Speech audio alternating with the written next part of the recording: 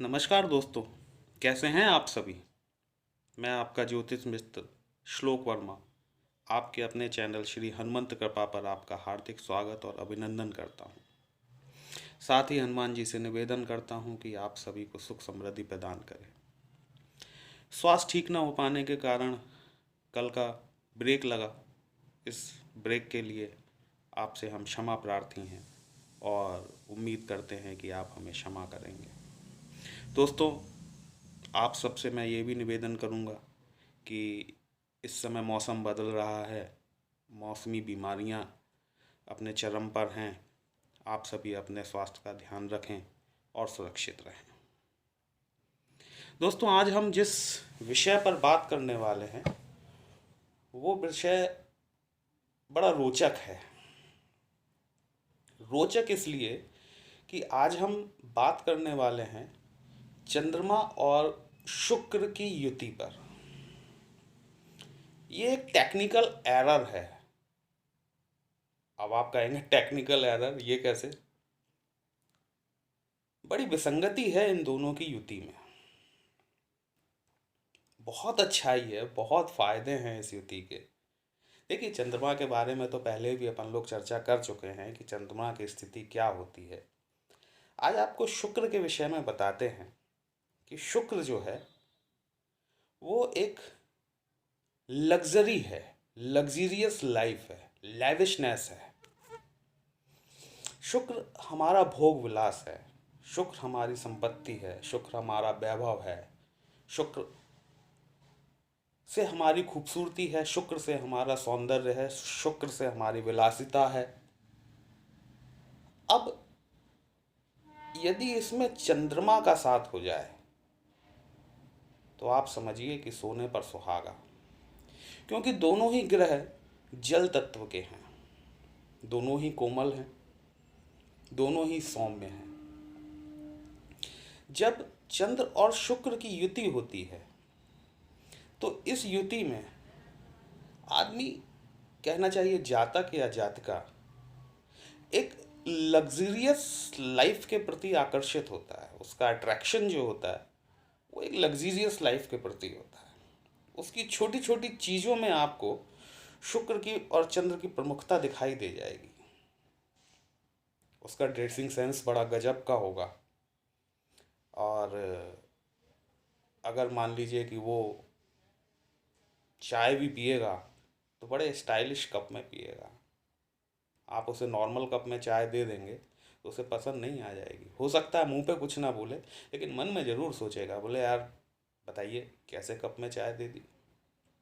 तो ये शुक्र और चंद्र वालों की विशेषता होती है। चंद्रमा का एक गुण और भी है। चंद्रमा हमारे भोजन का कारक है, फूड जिसे अपन कहते हैं। आप बड़े बड़े होटलों के, जहाँ रेस्टोरेंट हैं, जहाँ पे डाइनिंग फैसिलिटीज़ है, आप अगर उनके जो ऑनर्स हैं, जो मालिक हैं, उनकी अगर आप पत्रिका में देखेंगे तो आपको कहीं ना कहीं चंद्र और शुक्र की प्रमुखता जरूर दिखाई देगी।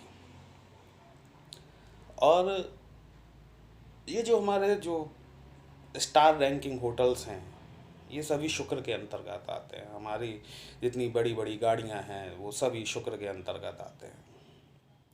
ये जो स्ट्रीट साइड जो ठेले वाले खड़े होते हैं, चाट पकौड़े वाले, वो शुद्ध मून होता है, शुद्ध चंद्रमा होता है।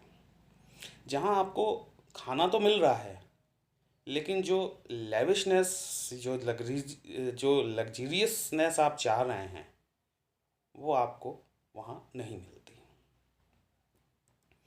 अब आप कहेंगे कि इसमें टेक्निकल एरर क्या है। टेक्निकल एरर बड़ी गंभीर है। आपको सुन के हंसी भी आएगी। चंद्रमा हमारी माता का कारक है और शुक्र पुरुष के लिए महिला और महिला के लिए पुरुष, दोनों ही एक दूसरे के लिए उसके शुक्र हैं। जिस भी जातक अथवा जातिका के चंद्र शुक्र की युति होगी, उसका जीवन दुधारी तलवार पे होगा। एक तरफ माँ, एक तरफ पत्नी। ये समस्या ज़्यादातर पुरुषों के साथ आती है कि बेचारा किसकी सुने। माँ की सुने तो पत्नी नाराज, पत्नी की सुने तो माँ नाराज, और दोनों की ना सुने तो खुद हैरान परेशान। तो ये एक इसमें टेक्निकल एरर है। चंद्र शुक्र की प्रधानता वाले लोग आप देखेंगे, आप किसी पार्टी में गए हुए हैं, अचानक किसी महिला या पुरुष की वहाँ एंट्री होती है और पार्टी में मौजूद लोगों की निगाहें उस एक शख्स पे जाके टिक जाती हैं। क्यों? इस युति के कारण। चेहरे पे जो लावण्य है, जो सौंदर्य है, ये सब इस युति के कारण होता है। साथ ही अगर इसमें कहीं राहुदेव का तड़का लग जाए तो समझिए कि व्यक्ति करोड़पति नहीं, खरबपति होता है। क्योंकि राहुदेव कारक है एक्सपेंशन के, विस्तार के। और अगर इस युति में अगर हम दो भावों को छोड़ दें, हमारी जन्म पत्रिका के 6 और 8 भावों को छोड़ दें, तो चूंकि 12वां भाव शुक्र का होता है, जहाँ की शुक्र उच्च का माना जाता है राशि के हिसाब से। अब मुझे नहीं पता कि अलग अलग बर्थ चार्ट में अलग अलग 12वें भाव में राशियाँ होंगी, लेकिन अगर एक भाव स्पेशली बात की जाए तो 12वें भाव में शुक्र उच्च का माना जाता है, इसलिए मैंने यहाँ पर 6 और 8 का प्रयोग किया।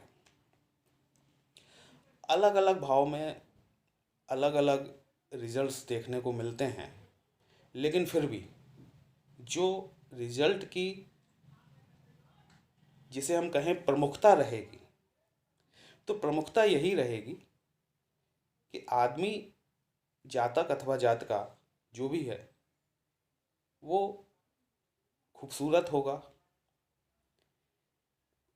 पैसे का आवागमन उसके पास में अच्छा होगा, लग्जीरियस लाइफ के प्रति आकर्षित होगा, पैसा उसके पास आता रहेगा, लेकिन जीवन संघर्ष में होगा जब तक कि माँ मौजूद है। अब इसमें माँ की कोई गलती नहीं है, इसमें पत्नी की भी कोई गलती नहीं है। ये गलती है ग्रह की युति की। आपने भी देखा होगा, जब बेटे की शादी होती है तो क्या माँ नहीं नाचती, माँ खुश नहीं होती क्या?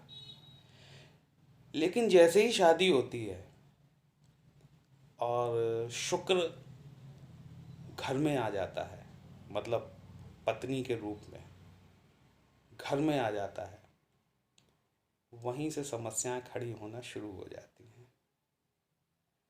तो इस तरीके से देखा जाए तो ये इस युति की टेक्निकल एरर है। चंद्र शुक्र की युति को अप्सरा योग भी कहा जाता है, और आप देखेंगे कि ज़्यादातर पैसे वालों की जन्म पत्रिका में ये योग पाया जाता है।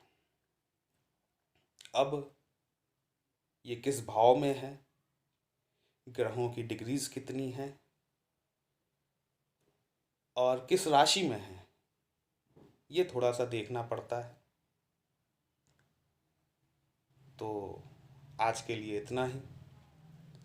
अगर आपको ये हमारी चंद्र और अन्य ग्रहों की सीरीज पसंद आ रही हो, तो आपसे हमारा निवेदन है कि आप अपने इस चैनल को लाइक, सब्सक्राइब और शेयर ज़रूर करें। अगर आप हमसे अपना कुंडली विश्लेषण करवाना चाहते हैं तो कमेंट बॉक्स में आप अपना डिटेल भेज सकते हैं, आपसे कांटेक्ट कर लिया जाएगा और आपको विश्लेषण प्रदान कर दिया जाएगा। तो दोस्तों, जय श्री राम। हनुमान जी आप सभी पर अपनी कृपा बनाए रखें। थोड़ा सा ग्रह नक्षत्रों की स्थिति गड़बड़ चल रही है आजकल सभी की। और मेरी तरफ से ये निवेदन है सभी से कि जब अभी अ, मंगल और शनि की युति जो बनी हुई है, अभी तो शुक्र साथ में है, सौम्य ग्रह है, लेकिन 3 दिनों के लिए अप्रैल माह में ये 3 दिन के लिए साथ रहेंगे, उसके बाद ये इस युति से बाहर हो जाएंगे।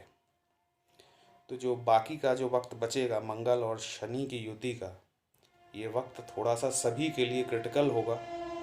और बड़ा धैर्य रखें और इस वक्त को बड़े आराम से निकालें। जय राम जी की। आप सभी लोगों का बहुत बहुत धन्यवाद।